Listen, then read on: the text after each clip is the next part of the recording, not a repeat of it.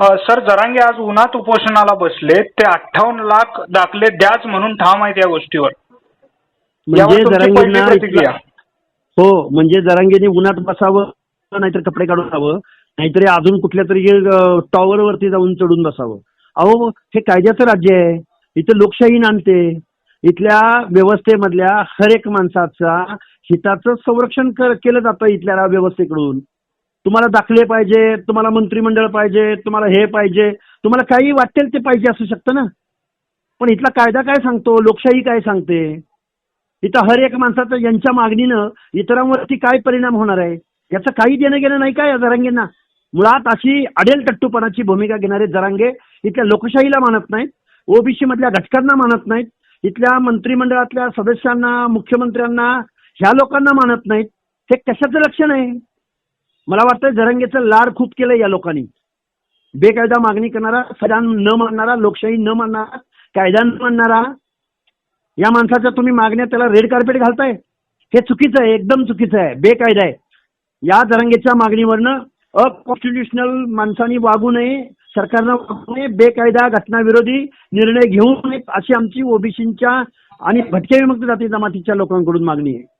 Sir, Jarange म्हणत होते काल त्यांची प्रतिक्रिया अशी होती, जर चॅलेंजेस कोर्टात करायचं म्हणलं आणि गोष्टी कोर्टातच बघायच्या म्हणलं तर 1994चा आदेश किंवा मंडल आयोगाचा हे सुद्धा समिती शिफारस सुद्धा चॅलेंज होऊ शकते. हे बघा, मंडल आयोगाची शिफारस जरी चॅलेंज झाली तरी महाराष्ट्रातल्या, भारतातल्या व्यवस्थेमध्ये जे काही कारणीभूत आहेत, बलुते आलुते आहेत, सामाजिक दृष्ट्या त्यांच्यावर दुजाभाव झालाय, त्यांच्या व्यवसायावरनं दुजाभाव झालाय, इथल्या लोकांना त्यांच्या व्यवसायावरनं हीन दर्जाची वागणूक मिळाली, त्यामुळं देशातल्या संविधानाला सामाजिक दृष्ट्या मागासांना, की ज्यांना सामाजिक न्याय द्यायचा आहे, ज्यांना माणूस म्हणून वागणूक द्यायची आहे, ज्यांना या लोकशाहीच्या समतेचं तत्व किंवा समता प्रस्थापित करून द्यायची आहे, त्या लोकांच्या प्रतिनिधित्वासाठी ओबीसी आरक्षण असेल, एससी आरक्षण असेल, एसटी आरक्षण दिलं गेलंय. त्यामुळं तुम्ही मंडल आयोग चॅलेंज कराल हो. अहो, 94ला 93लाच मंडल आयोग चॅलेंज केला होता. 9 जजेसच्या खंडपीठासमोर मंडल आयोग तावून सुलाखून निघाला, सुनावण्यावर सुनावण्या झाल्या. 9 जजेसच्या खंडपीठानं मंडल आयोगाच्या बाजूनं निर्णय दिलाय.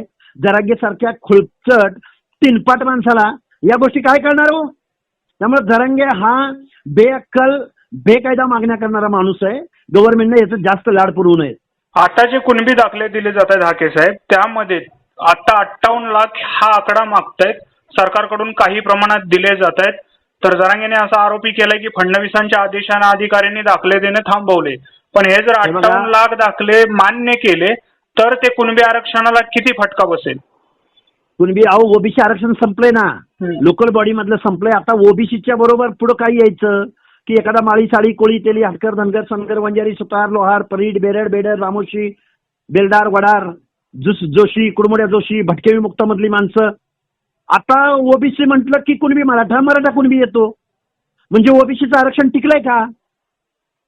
जरांगेच्या मागणीचं किंवा 2 सप्टेंबरच्या GRचं ओबीसीच्या आरक्षणावर काय परिणाम झाला याच्यावर कोण बोलणार आहे? त्यामुळे ओबीसीचं आरक्षण संपलंय. आम्ही जन आंदोलन उभं करतोय, ओबीसी लोकांना समजावून सांगतोय, आणि ओबीसी जर एकत्र आला तर मग ह्या सगळ्या लोकांचं काय करायचं ते आम्ही ठरवू.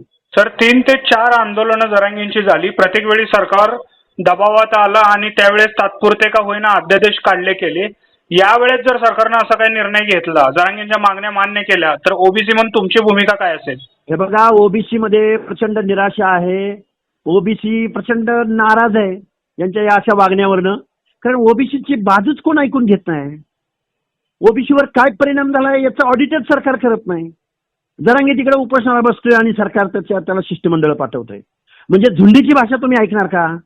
मग इथल्या व्यवस्थेमध्ये निवडणुकीवर प्रभाव न टाकणारा एखादा ओबीसी मधला मायक्रो घटक आहे, मग त्याचं काय तुम्ही आरक्षण काढून घेणार का? ओबीसी एकत्र येत नाही, ओबीसी निवडणुकीत प्रभाव दाखवू शकत नाही असं यांचा समज आहे, किंवा ओबीसी मोठं मोर्चा आंदोलन करू शकत नाही, झुंड दाखवू शकत नाही, म्हणून ओबीसीचं आरक्षण संपवायचं. मला वाटतं हे बेकायदा चालू आहे, अनकॉन्स्टिट्युशनल चालू आहे. याच्या विरोधामध्ये आम्ही महाराष्ट्रामध्ये खूप मोठं जन आंदोलन उभं करू. नक्कीच सर, खूप खूप धन्यवाद LS मराठीशी संवाद साधल्याबद्दल.